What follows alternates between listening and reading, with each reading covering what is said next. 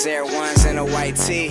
06 hanging out the window like ye. High feet on one, off a bottle might be my tree. Smoking it. What's up? It's LV from BD2VIP.com. We've got G-Eazy on the line. He's performing tonight at the Plaza Live Orlando.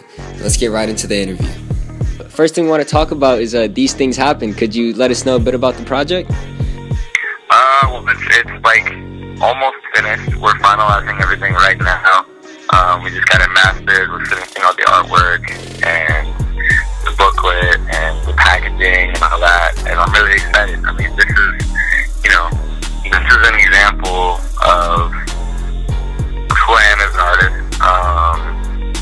And this is like an album done right. Like, we paid attention to every detail on this one. This is like, all the time and effort we could have put into a record. And, just try to execute it at the highest level. Definitely. So, you're on the These Things Happen tour right now, and you've been touring for a while. So, how have these experiences been, seeing your fan base grow? I mean, this is the dream. This is what you do it for. For years and years, you work without seeing the results, and it can be discouraging. You put in the same amount of work, but that's just goes to show how tough it is to get a plane off the ground.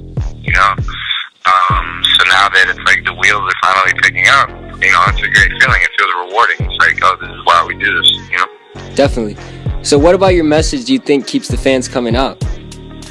I don't know. I think it's just my perspective, and I see the world, and I think there's something inspiring about the DIY approach starting to work.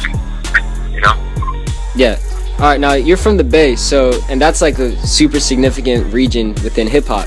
How has being from the Bay really influenced you as a person and an artist? That shaped everything about me growing up. The Bay is everything. From being inspired by Mac Dre and E40 and the hyphy movement that was going on in the mid 2000s. That was super inspirational when I was first starting to make music. All right. So you also embody like a 1950s black and white aesthetic. Could you touch on that style? Like, why are you the James Dean of rap? It's just a time period I've always been fascinated by. The style of fashion, the culture, the style of music. I've always been into that. But I've also always been interested in this idea of, combining worlds that you could never imagine, being together. Like that contrast and juxtaposition of, like this 50s inspired thing with contemporary trap drums, and it's like... Yeah, it's good. So earlier you mentioned the DIY approach. So you made it this far independently, and a lot of artists coming out have been doing the same. Why do you think the independent route is the most frequently traveled now? Because of the internet. Because the opportunity the internet provides. If you're resourceful, you really can, make music on your own, and then strategically, send it out far and wide, places that matter on the internet, and reach people. And, it's an exciting time. Yeah.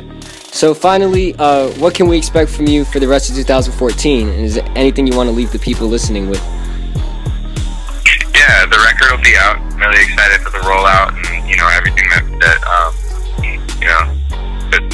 that's about to finally happen. We'll probably go back out on the road towards the end of the year and reboot the tour. Definitely. All right, man. So I appreciate your time, man. We'll be out there tonight. All right, cool, dude. Catch you at the show. All right, man. Later. Girls, let me know where they at. Skinny rich girls always asking where the yay at. Throw a house party like cool, where you stay at. Turn upside down, let her twerk on the wall. Took her to the bathroom and did work in the stall.